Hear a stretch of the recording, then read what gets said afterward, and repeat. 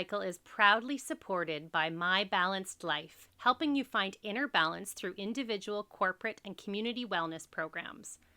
My Balanced Life offers wellness sessions across many disciplines, including Chinese medicine, which was discussed in this month's book, Seeing Red. Fully licensed and registered practitioners are available for one-on-one in-person treatments and virtual coaching sessions. As a valued Book Interrupted listener, you can book a free 15-minute consultation at www.mybalancedlife.ca/bookinterrupted. That's www.mybalancedlife.ca/bookinterrupted to learn more and book your free consultation. You can find the link in the show notes below. So, hi. I'd like to introduce Kirsten Karchmer, the author of Seeing Red, which we've been talking about for the last few weeks. We all have the book, and we had a huge discussion about it last week in which there was lots of tears and lots of emotion.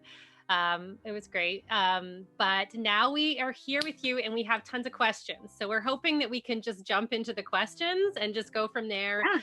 So what I was wondering is, how do you know if because currently my period is awful. Like I'm being shot with a tranquilizer. And I thought I was just going through perimenopause maybe, and it was lasting 2 days to 4 days, like 2 days super heavy and then whatever. And then, so my question is, how do you know if it's, there's an underlying health issue that your body is telling you through your period that something's happening, that you have a health issue, or if you're just starting perimenopause and that's what's happening? Yeah. Like, how can you tell the difference?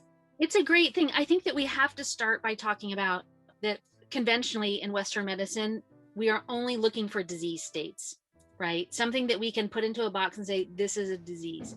And through the lens of Chinese medicine, we're looking for like, where is it not ideal or perfect? And I hate that kind of for like women and people with periods, because we're already like expected to be perfect in one way or the other, but it's not that way. It's like, if we look at, we know what's ideal, and any deviation from that doesn't necessarily mean there's a pathology going on, but rather an opportunity, right? So it's a piece of feedback that our bodies are like not making the transition into perimenopause as easily as it could. And so whatever symptoms you're having from before you start your period until you finish menopause, if you can just relate with all of them, is just signals that your period is like your check engine light.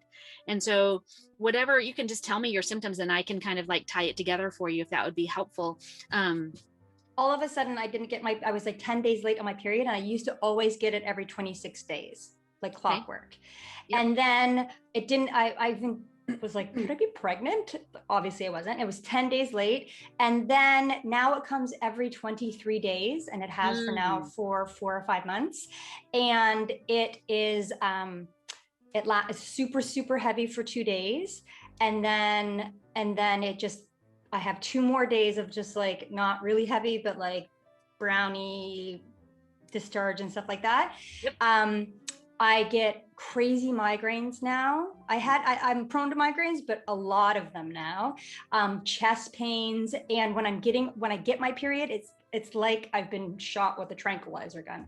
I mean, this last period was okay, wasn't as tired, but I did cut down my caffeine, like your book said, because I thought I might be that girl that like, you think you're healthy, but you've had too much caffeine. So yeah. And you're 42, did you say, or 43? 42. Okay. So, and are you, by any chance, are you taking your temperatures? Like your weight temperatures? No. So what happens in perimenopause, I spend a lot of time on TikTok with like 13-year-old girls. That's like my sweet spot right now. And they're going through puberty. Perimenopause is like reverse puberty, right? So your hormones are slowly, but sure, just like theirs are starting to ramp up. They're so cute. They're like, what's that gel in my pants? Do I have cancer? I'm like, oh baby, that's discharge. Like they just have nobody telling me. But that's a tangent. We'll get down another time maybe. But so as your hormones are slowly ramping down, a couple of things start to happen that you want to mitigate for.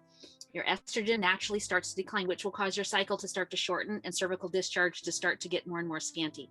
The reason I asked about the temperatures, because the temperatures on the follicular phase, which is the first 14 days, will start to go up too. So if you can get those okay. temperatures to come down, actually cervical discharge starts to come back and you start to elongate the cycle, which then you'll have less symptoms, but we have to understand why. Also, digestion starts getting less, like the ability to take food, break it down and turn it into energy and turn that into blood it gets tired. And we're tired because at this age, we're doing a crap ton, right? We're mothering, we're in business, we're taking care of our families, we're doing everything. We're tired, right? So the signals of perimenopause, the first thing is like every single person who starts to have perimenopausal symptoms needs more rest. They need less exercise, less intense exercise, and more rest. And it's like we need permission to, like I always would tell my patients, like, I want you to sleep as much as humanly possible for the next 2 months. Like you're tired at 2 o'clock, get in bed and go to sleep. You want to sleep till 10 o'clock, sleep as much as your schedule and your life will permit. You want to sleep because we just get constitutional debilitation. So the other thing is maybe eating a congee for breakfast could make a big difference since you're having so much fatigue around your around your period. I'll send you guys out a recipe. Basically congee. So when the ability to take food and break it down and turn it into energy starts to get compromised, you want to eat more simply because you can't turn it in. So like if you eat like a big steak salad, that has a lot of nutrition in it with like spinach and all kinds of raw vegetables, that has a ton of nutrition in it. But if your digestion isn't really firing up powerfully, it's a lot of work to extract the nutrients out of that. Congee is where you take a cup of organic brown rice and 8 cups of water, some cinnamon sticks, some fresh ginger, all stuff I know you have in Senegal. And then you're going to cook it for 10 hours, either on the stove, super, super low, or in a crock pot or Instapot. But you want it on low heat, slow and low. Making this meal that's like high fiber, high nutrients, really easy to get access to it. So it's like cooked to death and you eat it like porridge, like a rice porridge. So you want to add a tablespoon of whatever kind of fat you want. So organic butter, coconut oil, any kind of like healthy oil that you want to add to it. That's really important. And then you either go sweet or savory. So you could add like a tablespoon of honey to it or real maple syrup. Or if you want to go savory, you could even make it with bone broth instead of water, or some part bone broth, and then put sesame oil on it and sesame seeds and some chives. And then eat that every single day for about 2 months for breakfast. And you'll be hungry. You'll start to notice, wow, I'm more hungry. So about 2 hours after that, I would start drinking a cup of bone broth, like 2 times a day. So 1 in the morning, like just as soon as you get hungry after the congee, drink a cup of bone broth. It's got 10 grams of protein in it, tons of collagen. It's like liquid blood practically. It's and so yummy. Your digestion is slowing down, your estrogen is declining, your temperatures are rising, it's drying up the cervical discharge, it's shortening the cycle. That heat also comes from not enough blood, because when you can't make energy, you also can't extract the nutrients to make blood, which is why you're having like these 2 crazy days and then nothing instead of 4 solid days. So the bone broth twice a day, all month for like the next 2 months will make a big difference. Spirulina would be really valuable for you.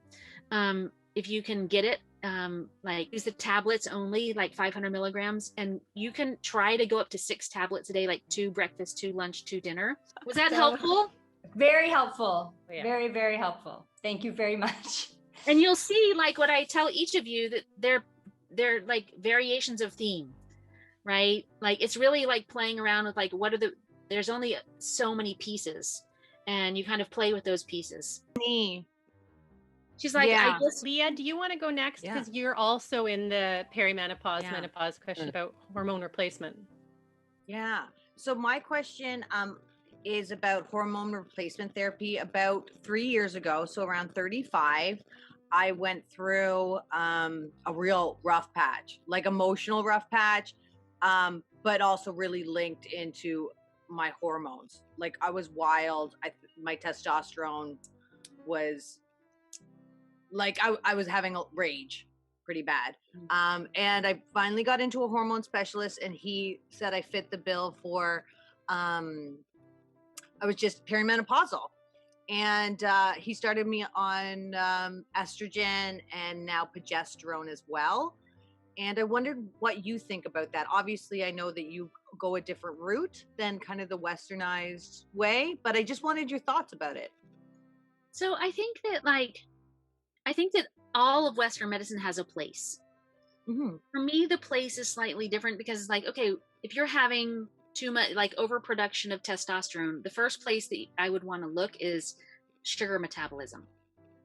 Because most commonly when you have blood sugar instability, you overproduce, like high sugar, then you'll have overproduced insulin, which triggers the overproduction of testosterone.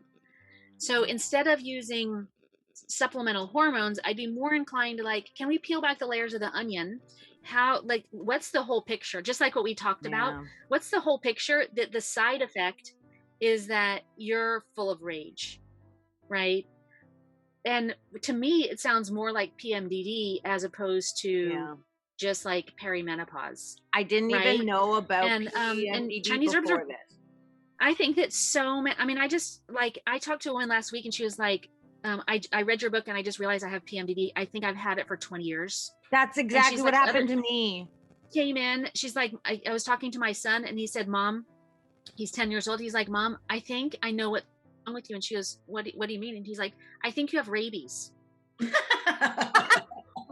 And she was like, what? Because she didn't know it was in the context of her hormonal behavior. And she's like, he's like, we were learning about it in school and all the things like erratic behavior, rage, like being really mean, but then being really nice, like shortly after that. And like all this, whatever. And she cried and she's like, oh baby, I have this other problem called PMDD. And, but that's, so I mean, probably, where do you live?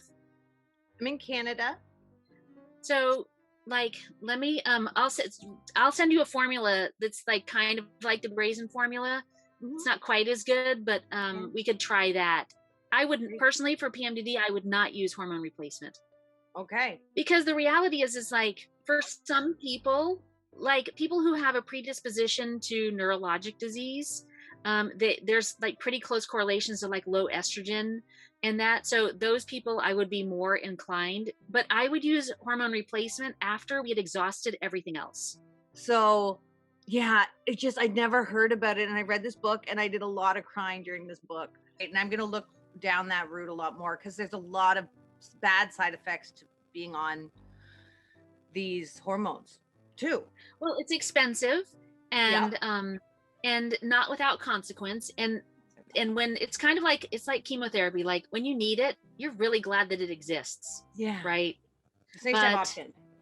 Right. Right. And it's like, like I always say with my MS, it's the best thing that ever happened to me. I learned everything I know because of my MS. Right. Like, and so if you can look at all of these struggles that you're having is like, well, this is an opportunity of forcing function to really make me look really carefully at exactly how I'm caring for my body and verifying, is it true or false that my body likes this? Yeah, I get it. Thank you. Thanks. Perfect. Kim, do you want to go next? Because you also have a question about menopause, perimenopause. Sure. Do you want to add in? So just a quick little history. I waitressed so that I could have my exercise. And when Corona happened, I stopped waitressing. So I also basically stopped exercising. And in concert with that, I started drinking like Bailey's in my coffee every morning and having wine every night. And so I did that for like a solid couple of months, like through the shutdown. Yeah. And then as we're kind of getting back into, the world reopening or whatever, I got a job where I sit at a desk most of the time. So my energy level for sure changed, like my output or whatever. And I had built it into my working. So I have to replace that. I'm aware.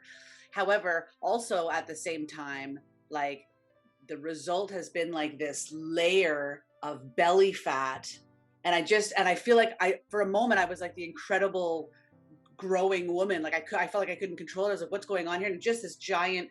And so I was like, is it because I stopped exercising? Is it because I started eating all this sugar? Like I ate really poorly for that time? Or is this also, potentially, because I know that there's a weight gain associated with at least menopause, I think. And so I'd like to know what you know about that and how I could begin to chip away at it, because it's intense. I'm like, what? Like, oh, and do you want to, and my periods are normally, like, my periods are usually 28 days, and that's fine. And I think I ovulate in the middle, and they're 4 days. And I do go, I would call them heavier. I usually take Advil the entire time, like every 4 hours, because the pain, like the crampy backache, the whole situation like that. And I've also focused on cutting back caffeine, because I was also like drinking an absurd amount of caffeine. So I might be a different person than the person I'm kind of asking about, but in that framework, I'd like to know some best practices to move forward. How young are you? I'm 43. So definitely, like, as soon as you turn 40, just losing weight becomes a whole new thing. Just, it's really fucking so shitty. I mean, it makes me so like, so demoralizing. And so, yeah, part of it is like perimenopause. Part of it, like, we cannot underestimate how stressful the last year has been. How incredibly, like, you know, your job was being a waitress, and then essentially I'm guessing that job just went away, right? Because the restaurants were all closed and we were in lockdown. So, you know, often we think about like stress is like this side thing, but stress is often like this, stress and mindset are often like the most important things to work on. Like when we did the pilot for Conceivable, we were working with infertile women.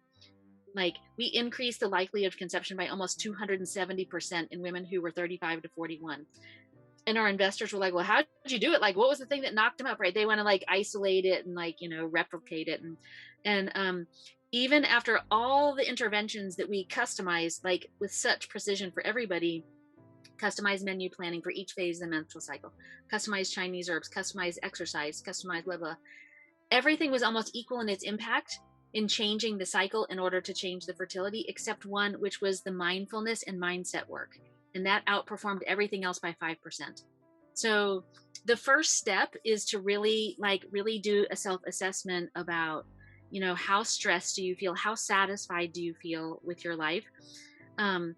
Like the process of what we talked about before around turning food into energy is actually the process of being satiated, right? It's like, can you get satisfied from the food that you eat?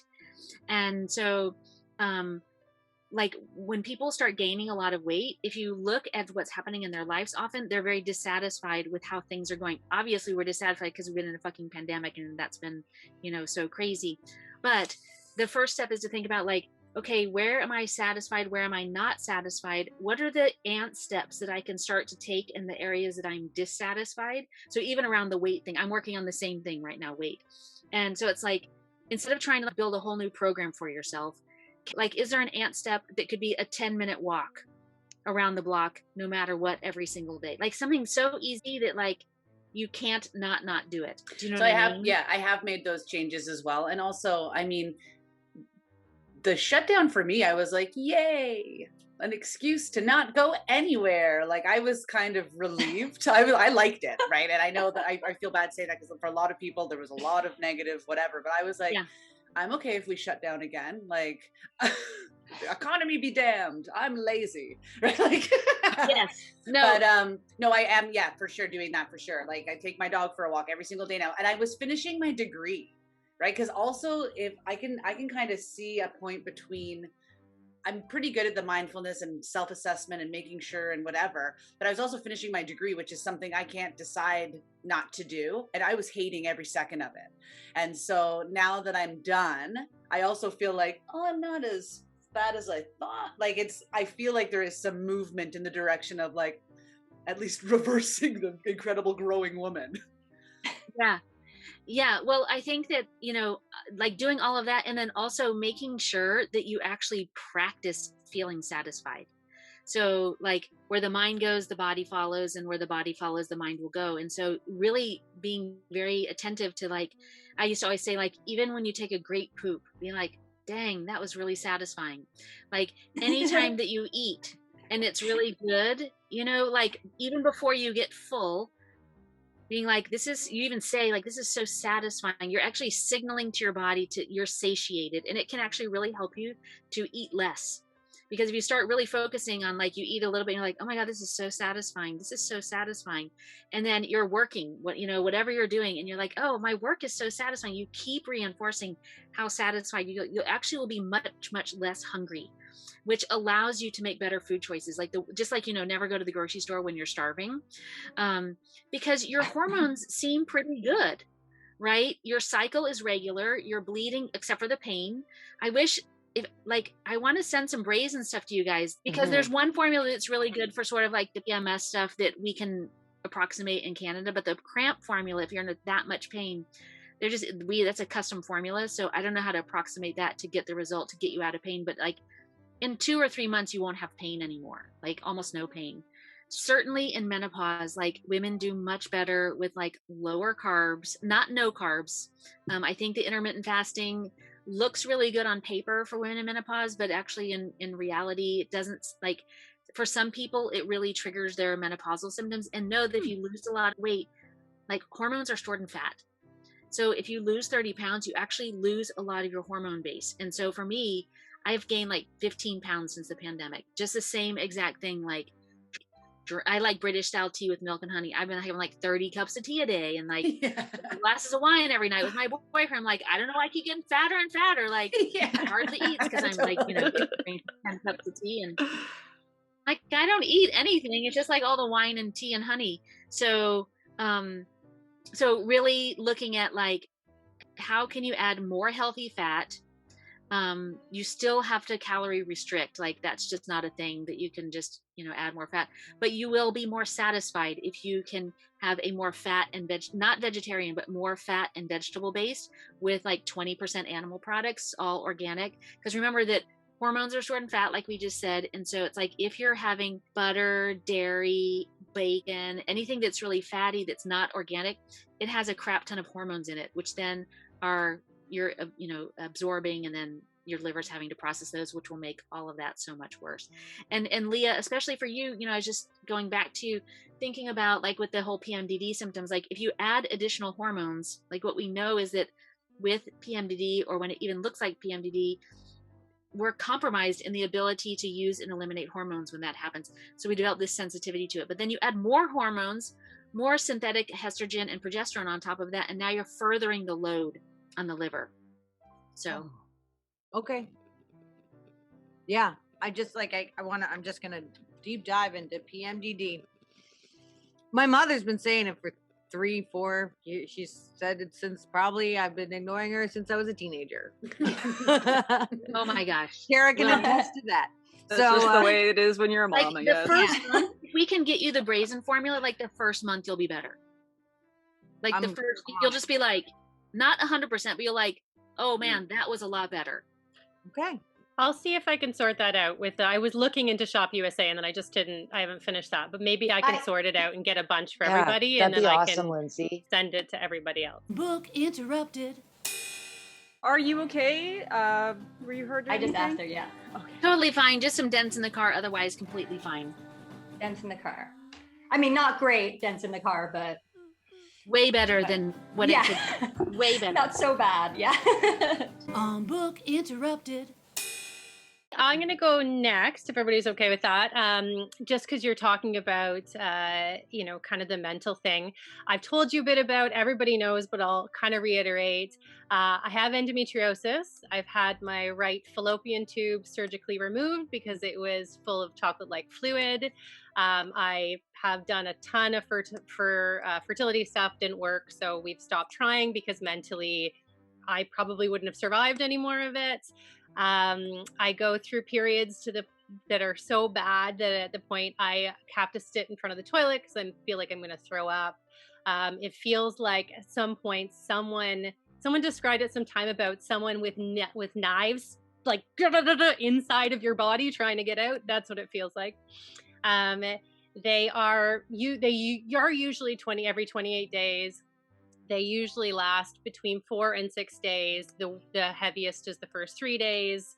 And I have tried osteopath, naturopath, the fertility stuff. I've been to Chinese doctors. I've eaten all warm foods for a long time because the Chinese doctors were saying my digestive system isn't producing properly. So just eat all warm foods, which I did for a while. I feel like I've done a lot. There is some new stuff in here, which I'm going to get into a bit more. I've never tried CBD, which I know you only had a little bit, but I figure I might try that.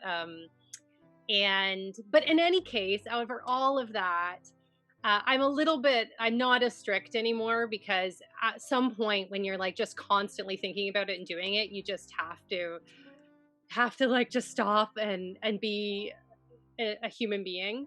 But I just think mentally, it's so hard. Like I might get emotional because every month I worry about it. When I go to work, it's like, do I have to work that day? Should I take that day off? It's like, it's emotional and it's overwhelming. And when you know it's coming, you're worried. So I spend like 2 weeks of my life just totally, yay, everything's great and wonderful and I can handle this and I'm totally fine. And then the other 2 weeks I'm like, okay, I'm doing this. Okay, you can we can do hard things. We always say, I was like, you can get through this. You can get through this. So I just think, with your MS and you've dealt with a lot of this, like, how do you process this mentally when you just feel like you can't fix it, like you're just gonna have to deal with it? Well, this is like one of my favorite topics, because I think that especially when you're trying to get pregnant or you're dealing with something like that's chronic, it can really become part of your identity. Like I know this firsthand, right?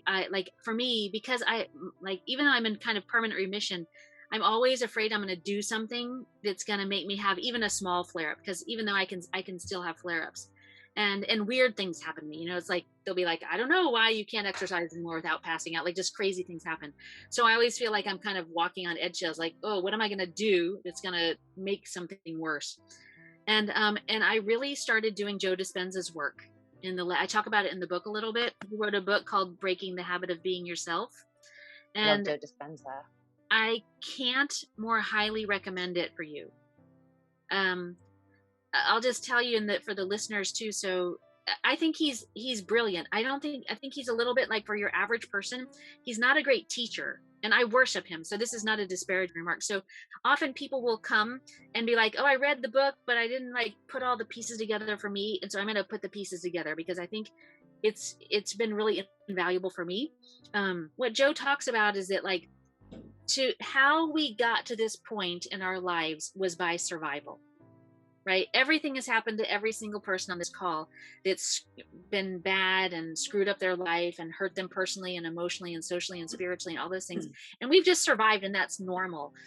And he was like, but through that process, we got addicted to certain emotional states. That could be fear, that could be worry, that could be anger. The person who's addicted to anger, no matter what you do, they're mad. Like you bring them a chocolate cake, you're like, I made a chocolate cake for you. Like, man, I hate chocolate cake. I only like vanilla. You're like, I made you cake. Mad? Because I made a cake. Right, exactly. Because each emotion has a specific neurochemical signature that is a stimulant. So every time you get angry, you get a very specific dump of chemicals. And over time, if you do that over and over, you become addicted to that. And so your subconscious, if you don't get angry for a while, like, I need a dump. I'm going to poke the bear so that you pull in front of somebody or piss somebody off or do something that triggers somebody to piss you off so that you can get the dump. And he's like, and that's just the cycle. So if you are a person who's full of fear, every time you're not afraid, when you're afraid, you get adrenaline, which is like crack cocaine, right? So every time you're like, oh my God, how am I going to pay my bills? Or how am I going to do this? Or how am I going to do this? Or you get some adrenaline. And when you're not afraid, your subconscious triggers you to do something that will make you afraid, like not, take too much risk or do whatever. And so he's like, what would life be like if you actually invented what life you wanted to live and you addicted yourselves to the chemicals that you would like to be addicted to, like dopamine, right? And to the emotions that you would like to be addicted to. It's not the fix. Like if you're mad, you don't have to addict yourself to being happy or joyful. It's not one-to-one. It's like, if I was in pure creation, what do I want to be addicted to? what state do I want to be addicted to? And then he uses hypnosis and meditation, guided meditation, to basically you identify what your thing is, and then you're like, okay, so it's like you have a habit of being sick, right? And with that sickness, probably, I'm just making this up, is like fear, frustration, resentment, disappointment, like a whole host of things. All of those things, yes. All of those things, right? And so it's like, and there's good reason for them, right? It's not like that's bad that you got those, but is that how you want to move forward starting today? And it's like, so, so then you're like, well, what if I invented a life in which actually somehow like my endometriosis just spontaneously went away? And it seems fantastical, right?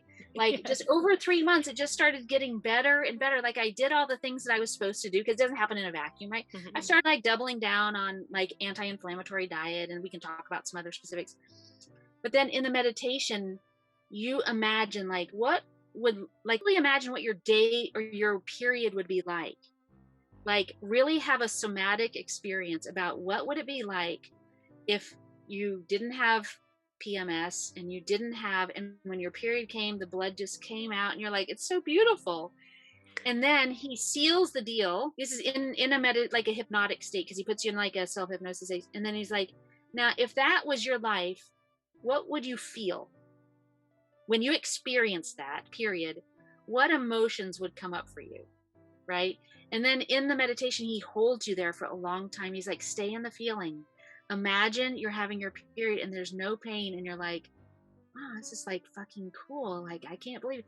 Like gratitude. It could be whatever feelings you feel, like joy, disbelief, like limitlessness, like whatever, And so that's sort of like the overview, if you can think about it. So as you listen to his book or any of his videos, you can see like, okay, this is, because he's kind of like me. He's like a long talker.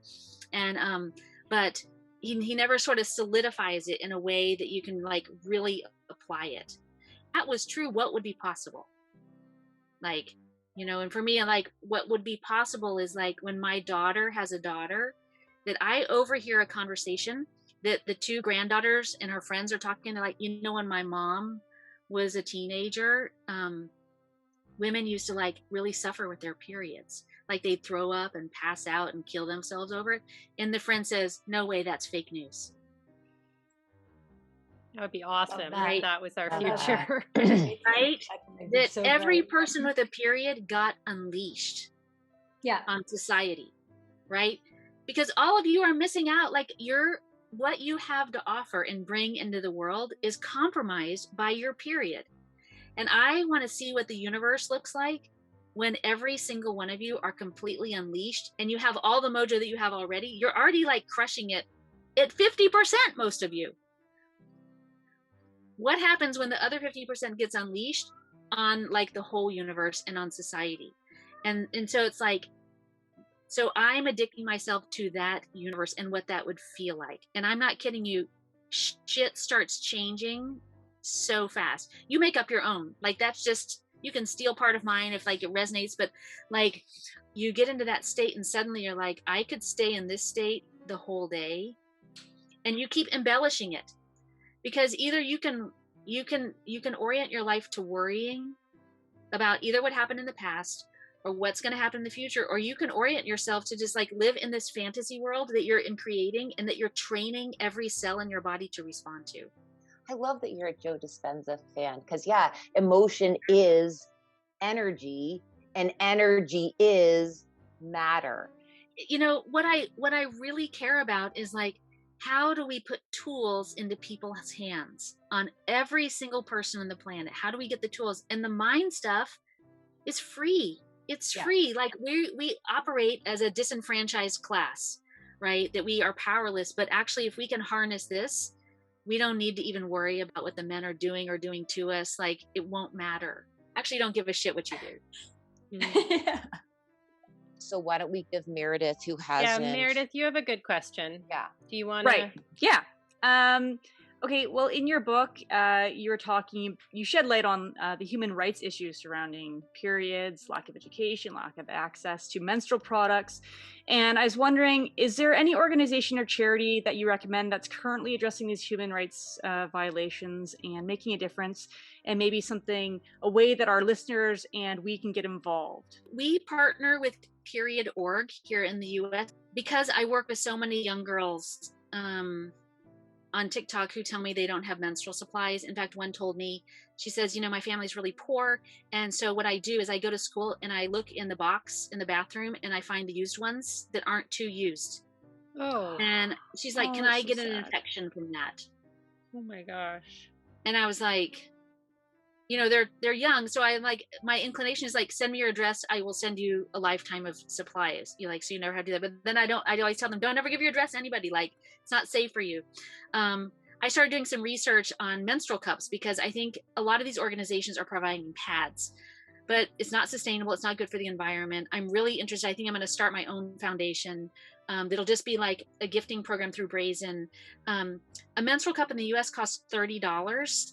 And I found menstrual cups for 30 cents on Alibaba.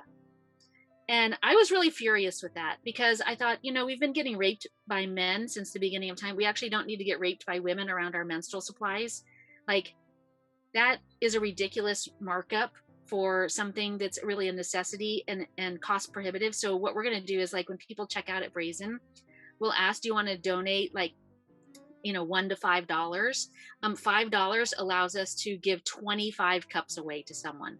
So we're only going to do cups because that way we can, and we'll match it. So that way, it's like sort of teaching someone to fish, or giving them the food. If we give them cups, they're good for about 10 years, right? And because we can acquire them so cost effectively. And what you see, like in the marketplace, and what you see on they're because people are like, well, those are probably shitty if they're from Alibaba. I'm like, they're just 100% silicone menstrual cups. There's nothing sexy or special about a $30 cup. So I'm going to really end that conversation. But for now, Period.org is, I don't know if there's one in Canada. There's a lot of smaller ones. Probably if you look on Instagram for your own country and say like, menstrual equity, I'm sure you can find, there's like even local ones.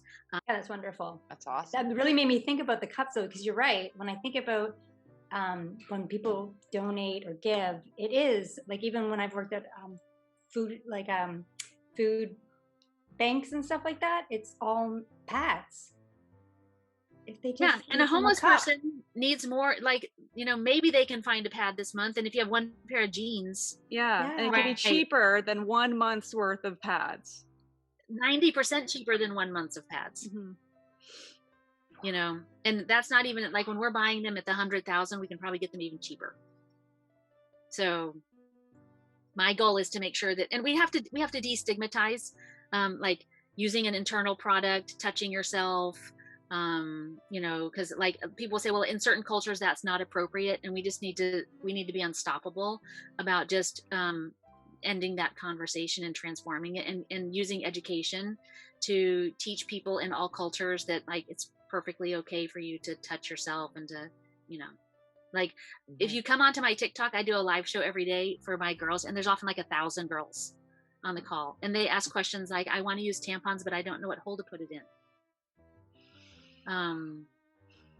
And we have very straight conversation. They're like, it's amazing. There's 3 holes: pee hole, poop hole. There's a whole other hole that's opening to the vagina.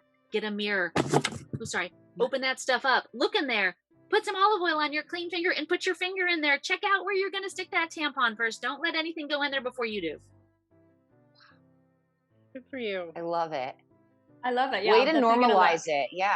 It just makes me think for my daughters. Like, so great. And then if it's matter of fact, like people want to know about their bodies. We talk about the digestive system and the heart and all these things so much. Why aren't we talking about the reproductive system? Well, I just think that it's funny that every dude has like a shit stain in his underwear, and no one's having a heart attack about that. Right? And a drop of menstrual blood gets anywhere. And everyone is like, it's like Ebola. Yeah. But the skin mark's okay. We don't have like deodorized underwear for men and their shit stains. Yeah, like a little clean patch or They don't. like Men don't have to go to like the sanitary state area, right? Get their underwear. poo pants. For their poo pants, exactly. And you also inspired Sarah to talk to her daughter about her period. So my daughter's 8. Yeah. So I was just waiting, like, as I was reading the book, I'm like, I had that fear, right? Like, I don't want to ruin her childhood or whatever. But then it just came up because she was talking about, she knows about like how babies, right? And the baby hole and stuff. And then I just kind of let it there, and it was fine. It was just very matter of fact. And she's like, oh yeah, I asked someone else about that. And they're like, you'll find out when you're older. Anyway, so yeah, I had the conversation. It went really, really well. And it was good. And your book inspired that. So thank you. That makes me so happy. Well, you should show her my TikTok feed. It's all like period tips and information for like mostly, younger girls, like, but it's mostly funny. So just the period expert is my title on TikTok. She can come in also and ask questions, or y'all could watch the live together and just hear the other, because also I think it's a way to normalize, like a lot of the girls are like, is it normal to want my first period? Is it normal to be scared about my first period? What's going to happen? Is the blood going to spray out? These are all the things that happen every day at 4 Central weekdays. And I like so many girls will say like, I was so scared to get my period, but now I feel like really armed with the tools. I made my period pack. Because girls can get their periods at 9. And how do we like help? Because like, they're like, how do I tell my mom? I'm like, first of all, you roll in with an attitude. Like, guess what? I just became a superhuman. Okay. Because I can make humans now. So first I want to plan a party today. And second, I need some supplies. I was like, don't be weird about it. If you're weird about it, they're going to be weird about it. Be proud. You can make humans. That's like so amazing. That's an amazing thing that's that what humans she was can do, is make another human. That was another thing that my daughter was excited about. And boobs. She's like, then I'll get boobs too, right? And I was like, yeah. Yeah. She's like, okay. And I can make babies. So I was like, yeah. No. She's like, okay. Oh my God. I remember that when I was a kid, I was like, I can't wait to get boobs. Yeah. I was so disappointed. I even did. I think there were like old wives' tales about things that you could say while rubbing your breast. And then I was so disappointed that it didn't work. Oh my God, I hated getting boobs. It just stopped at I size hated it. Mine got so big. I must. It's like, no. I must. Oh, yes, that's what it was. Yeah. I must increase my bust. Yeah. People did that. I'm like, I don't want a bust. That was from a book, I think. Wasn't it? Where did that come from? Yeah. Hello, Goddess Me Margaret? Was that it? Yes, I think it was. Yeah. I was a late bloomer though. I didn't get my period till I was 14 and didn't get breasts. Like I just wanted them. I had a bra, but no boobs. I was the only one in the change room. Like have them a bra. And I was like, why? I was like, all the other girls have them. I'm the only one. And she's like, I don't know if we can find something that'll work. You literally have nothing. I was like, please. Yeah. Like that. I was totally the opposite, because they all know that I had breast reduction when I was 21. My boobs grew. My grandmother had usually, like everybody, and they were so big, and I had like cuts on my shoulders, and I'm like trying to cover it up, and I hated it so much. And so totally the opposite. For me, I was a tomboy, and my sisters, I had 4 sisters, they were always saying like, oh, you've got little mosquito bites. And I literally thought they really were mosquito bites. So I was constantly spraying myself down with bug spray because I was like, I didn't want any mosquito bites. Kirsten. I was a very neurotic little kid. Thank you. And then how would you like people to connect with you, Kirsten? If they go to the Brazen website, just www.foreverbrazen.com, there's a chat bot on it. It goes to my cell phone. So you can. That's how I sent you. I didn't think it was going to you. I thought I was just talking to some random person in the company, and then you wrote back. I'm like, oh my gosh! All right, great. It's me because we're building the first period tracker that can fix periods, and I need to have a lot of conversations about all of this with as many people as possible. It's a real learning opportunity, and we did just launch like a period. I mean, something from my first company. Sorry, I know we're kind of out of time, but we launched a new tool for fertility that we used at Conceive a little bit, but we're modifying it. So people who are trying to get pregnant, if they go to conceivable.com, it's just part of the Brazen, but just different website. We developed a tool that like looks at every single factor around your health, around your cycle, around your period, around your temperatures, around your habits, mindset, everything, and it scores it on a 1 to 100. And then you get a customized report about how to raise your score. So we found that in the pilot, on a scale of 1 to 100, 105 women were infertile. Their starting score was 33. But when we used the program to work the program customized to their needs, when we got their scores above 60, they increased the likelihood of conception by more than 200%. So right now, as we're practicing building it, because we're going to use it for what we're going to use for Brazen 2, you can go on, you fill out an assessment, it gets scored, I email the score, and then I go through and personally go through each question on video and tell you what to do to fix it. Wow. So, and anybody in That's the world wonderful. can use that. Wonderful. And we'll put it in the show notes. Yeah. People can find it. Yeah.